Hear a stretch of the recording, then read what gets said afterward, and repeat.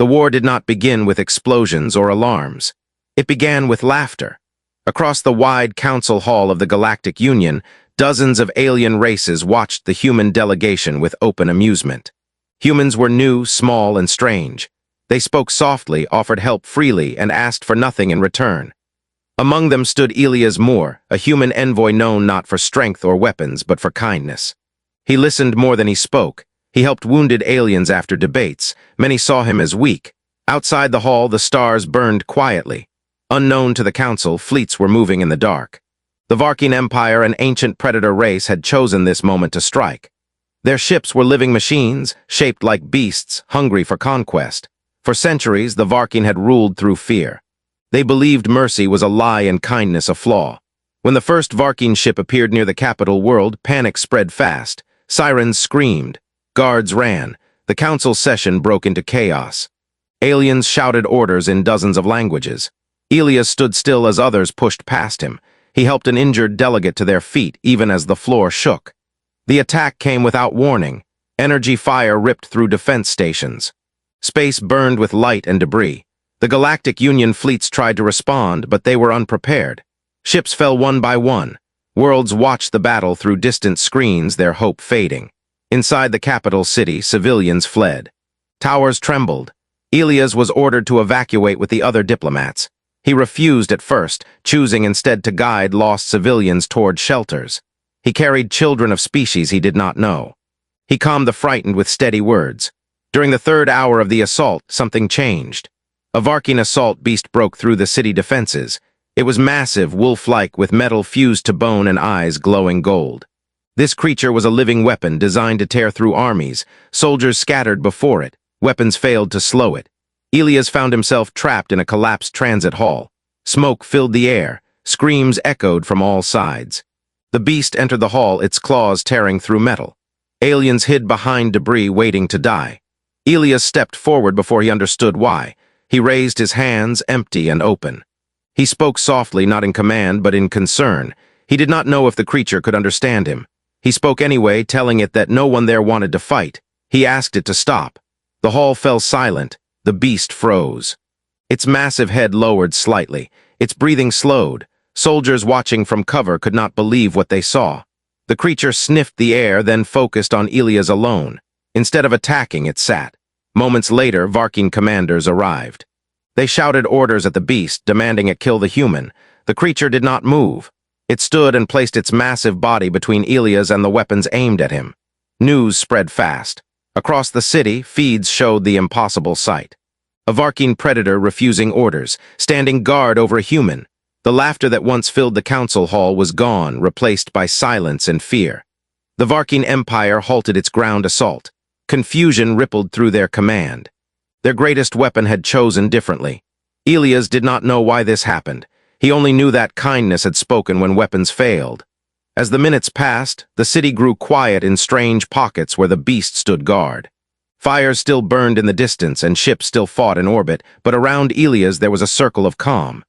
Aliens slowly came out from hiding. Some cried, some stared in disbelief.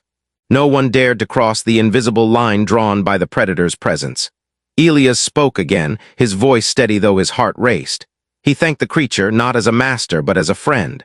The word echoed strangely in the hall. The beast tilted its head, listening. Its tail lowered, no longer tense.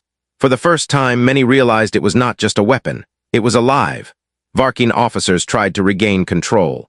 They argued among themselves, their harsh voices filling the air. To them, the beast's action was shameful. Disobedience was unforgivable. Orders came to destroy the creature if it would not comply. Energy weapons charged.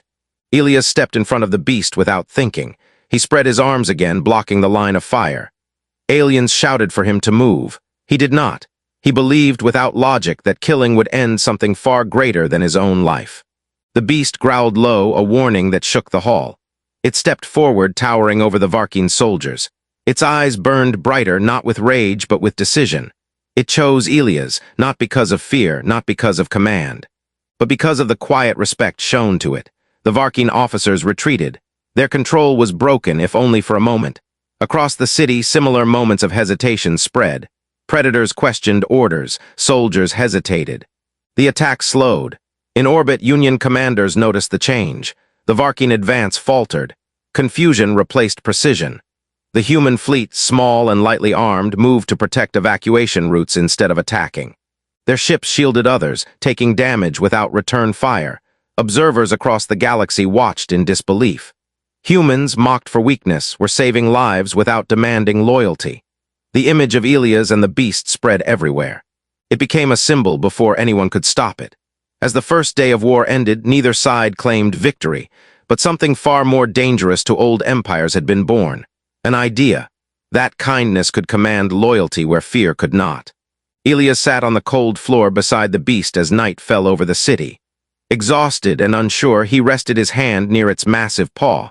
The war was not over. It had only begun.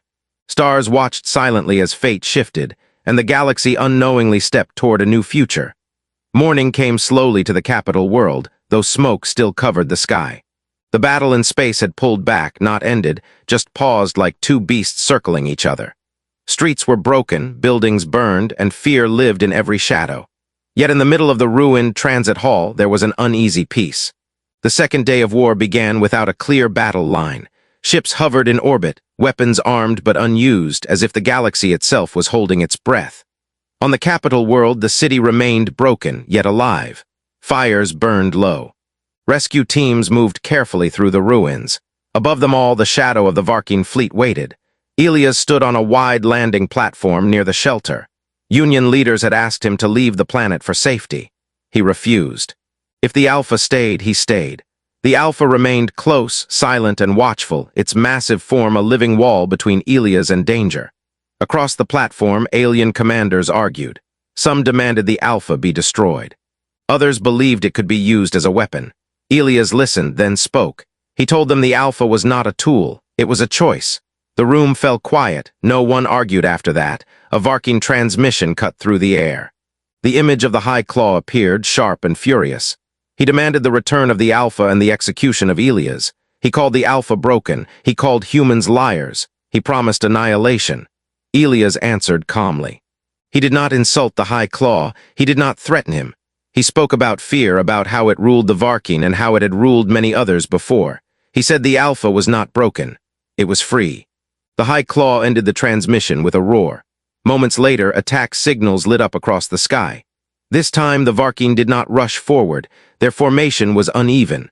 Some ships surged ahead, others lagged behind. Union sensors detected internal conflict within the Varking fleet. Command signals overlapped and contradicted each other. The Alpha lifted its head and released a deep, powerful call. The sound was not heard with ears alone. It echoed through space, through metal, through instinct. Varking ships reacted at once. Some powered down weapons. Others turned away. A few broke formation completely. Union commanders stared in disbelief. The Alpha was communicating. Not through machines, but through something older. On the ground, more Varking forces landed. Not all came to fight. Some arrived cautiously, weapons lowered. They watched the Alpha with reverence and fear.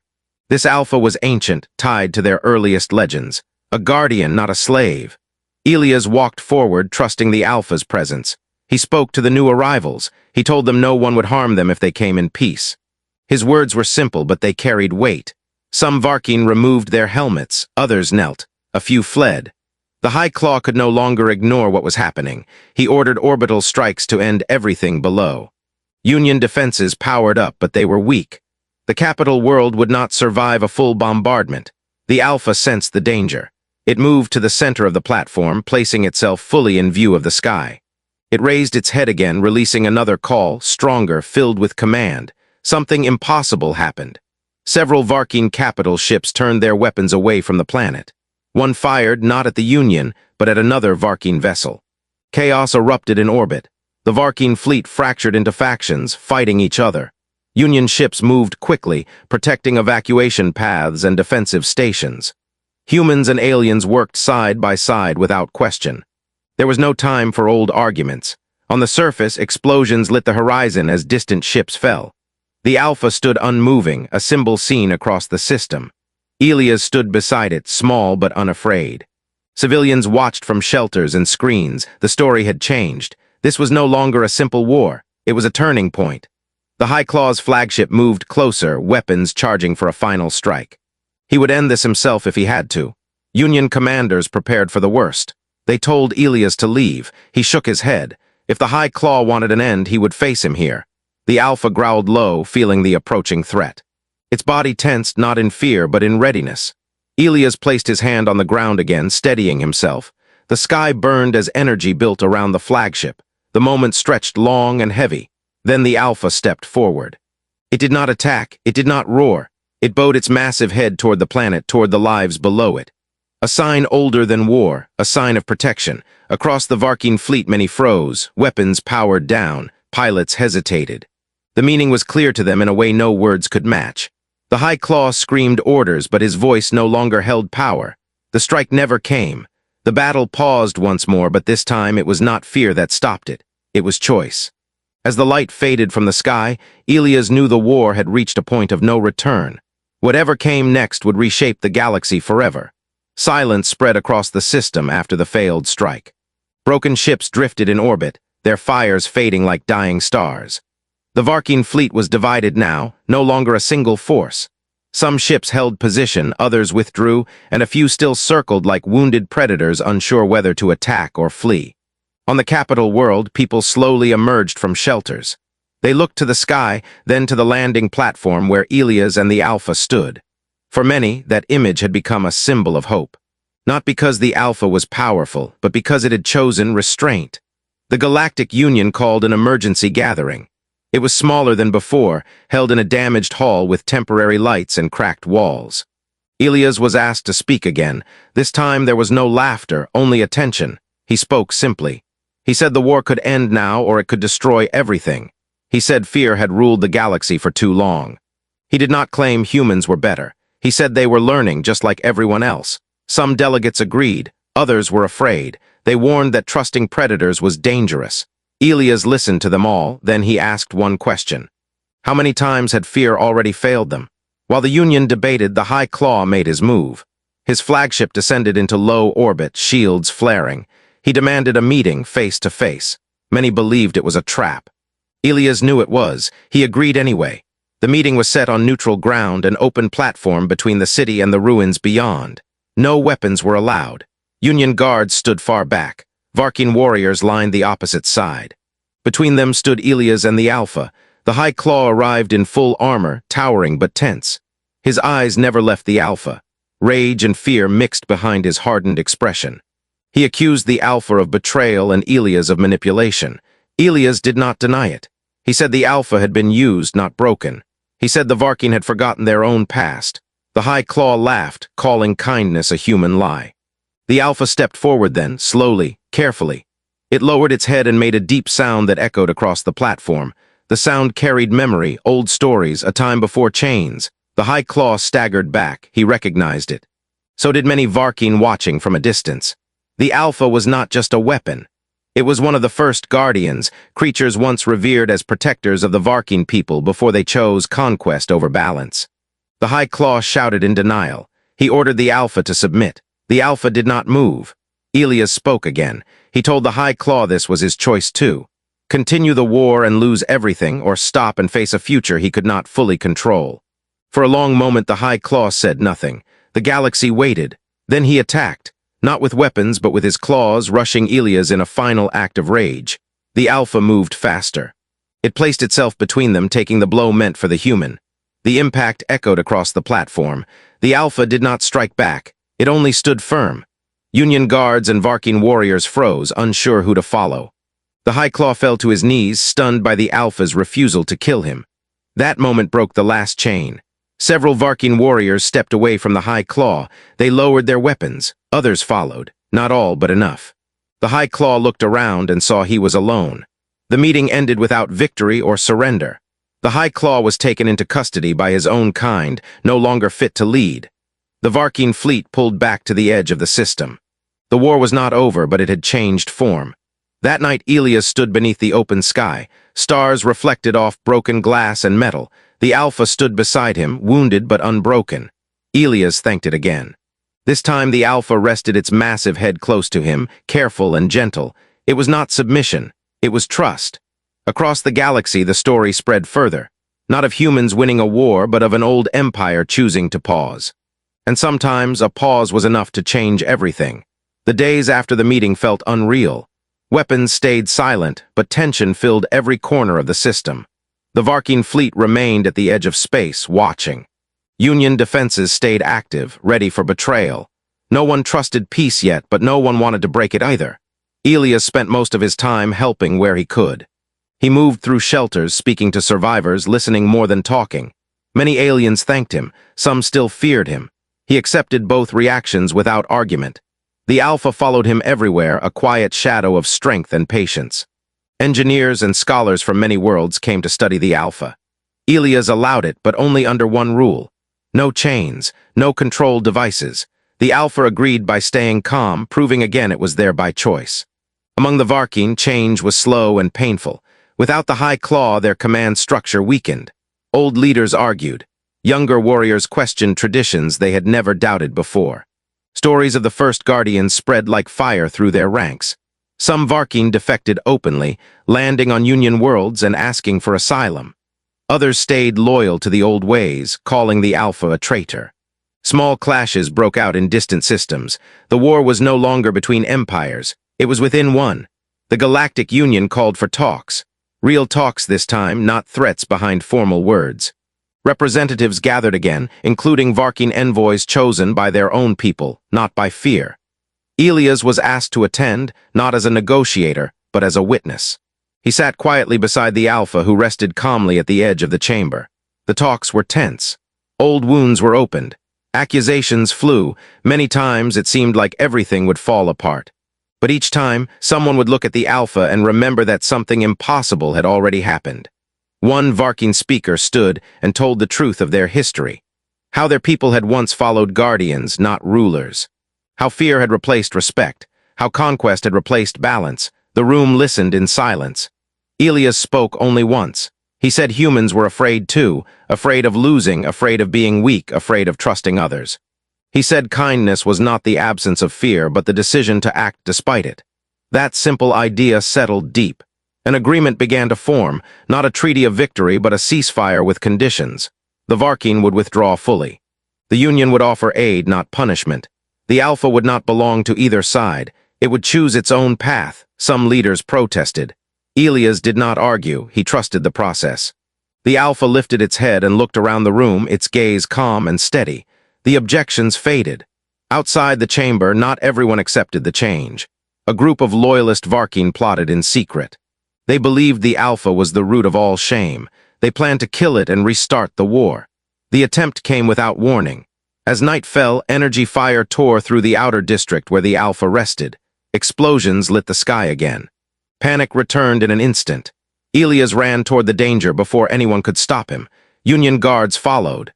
The Alpha rose, wounded but ready, placing itself between the attackers and the city. The Loyalists attacked without mercy. The Alpha fought back, not holding back this time. Its strength was terrifying, but its purpose remained clear. Protect, not destroy. Elias was thrown to the ground by a shockwave. Pain burned through him. He struggled to stand, calling out to the Alpha. The Alpha roared, louder than ever before, a sound filled with loss and resolve. It drove the attackers away, scattering them into the dark. When the fighting ended, the Alpha collapsed. Elias reached it, kneeling beside its massive form. Blood darkened the ground. The Alpha's breathing was slow and heavy. Crowds gathered in silence. Even those who once mocked Elias now stood with heads bowed. Elias placed his hand near the Alpha's paw again, just as he had on the first day. His voice shook as he thanked it, not as a hero, not as a master, but as a friend. The Alpha opened its eyes and looked at him, weak but aware. The galaxy held its breath, unsure if the symbol that had changed everything would survive to see the end of the war. The night was quiet after the attack, too quiet for a city that had known so much noise. Fires were put out. Wounded were carried away. Above it all, the stars shone as they always had, uncaring and distant. Elias stayed beside the Alpha. He did not move when medics arrived. He did not step back when Union guards formed a wide circle around them. He knelt on the broken ground, his hand close to the Alpha's paw just as before. The Alpha was alive, but barely. Its breathing was slow, each rise of its chest a struggle. Varking healers were brought in, followed by Union doctors. They worked together in silence. No one argued, no one gave orders. Saving the Alpha mattered more than pride. Hours passed. At last, one healer stood and nodded. The Alpha would live. It would never fully recover its old strength, but it would survive. The news spread quickly. Across the capital world, people cried in relief. Across the Union, worlds lit their skies in quiet signals of hope. Even within the Varking fleet, many felt something heavy lift from their chests. When the Alpha opened its eyes again, Elias was still there. It looked at him for a long moment, then slowly placed its claw closer to his hand. This time they touched. There was no flash of light, no sudden power, just contact, choice meeting choice. In the days that followed, the war ended, not with a final battle, but with a final decision. The remaining Varking leaders accepted the ceasefire. Their fleets withdrew fully. Loyalist groups were hunted down by their own kind and disarmed. The Galactic Union voted to change its laws. Predatory species were no longer treated as tools or threats by default. Humans were no longer seen as weak newcomers. They were seen as something else entirely. Elias refused every title offered to him. He did not want command or honor. He asked only for one thing, that the Alpha be allowed to leave when it wished. The request was granted. On the day of departure, a large crowd gathered outside the city. Aliens of many species stood side by side. Some had once laughed at Elias, some had feared the Alpha. Now they watched in silence. A ship waited on the landing field unlike any other. It was not built for war. It was built for travel and protection. The Alpha would not be caged inside it. It would walk freely onto it. Before leaving, the Alpha turned to Elias. It lowered its massive head, not in submission, but in respect. Then it made a sound, softer than any roar. Elias did not understand the words, but he understood the meaning. This was not goodbye forever. The Alpha stepped onto the ship and disappeared inside. The engines hummed gently as the vessel rose into the sky. It did not jump to hyperspace right away. It lingered, as if giving the galaxy one last chance to remember. Then it was gone. Life slowly returned to the capital world. Buildings were rebuilt, ships were repaired. The scars of war remained, but they were no longer open wounds. Elias returned to a quiet life. He stayed with the Union, helping rebuild connections between worlds. He spoke often, but never loudly. He told the story as it happened, without adding glory. He said he had only made one choice, and the Alpha had made its own. Years passed. Children across many worlds grew up hearing the story. Not of a human who ruled a predator, but of a human who was chosen. Artists painted it. Poets wrote about it. Some exaggerated, some lied. Elias never corrected them unless they missed the point. Kindness was not control. It was respect. Far beyond Union space, the Alpha traveled. It appeared on worlds threatened by war. Sometimes it stood between armies. Sometimes it simply watched from a distance. Wherever it went, conflict slowed, fear weakened. The Varking changed too, slowly, painfully, but truly. They rebuilt their society around memory instead of dominance. The first Guardians were remembered again, not as myths, but as guides. One day, many years later, Elias stood on a quiet platform under an open sky. He was older now. His hair was gray, his body slower, but his eyes were calm. A familiar shadow passed overhead. The ship landed gently. The Alpha stepped out, older as well, marked by scars and time. It was not as large as before, not as strong. But its presence was still powerful. They stood facing each other. No words were needed. The Alpha stepped forward and rested its head near Elias, careful as always. Elias placed his hand against its fur, smiling softly. Around them, people watched in silence. Some felt fear, most felt hope. The galaxy had not become perfect. There were still wars, still mistakes, still pain. But one truth had spread farther than any fleet. Kindness could change even the most feared heart. And because of that, the galaxy would never be the same again. Elias woke on the cold floor. His body ached, but he was alive. Beside him, the massive alien predator lay curled, alert even in rest. Its golden eyes opened the moment Elias moved. It did not growl, it did not threaten, it only watched him, calm and aware. Around them, soldiers and civilians kept their distance. No one knew what to do. The beast was still a weapon of the Varking Empire, yet it had protected a human. That single choice had shaken every rule the galaxy lived by. Union guards arrived first. They raised weapons but did not fire. Their commander ordered everyone to stand down. The sight before them was too strange, too dangerous to misunderstand. Elias stood slowly and asked them to help the injured instead of aiming guns. After a moment of hesitation, they obeyed him. News spread fast through the city. Feeds replayed the moment again and again, the human who showed no fear, the predator who refused to kill. Across alien worlds, people argued, questioned, and worried. If predators could choose kindness, then old truths were breaking. On the Varking command ship in orbit, rage filled the halls. Their leaders watched the same footage with hatred. To them, the beast's behavior was betrayal. It was not supposed to think. It was bred to obey.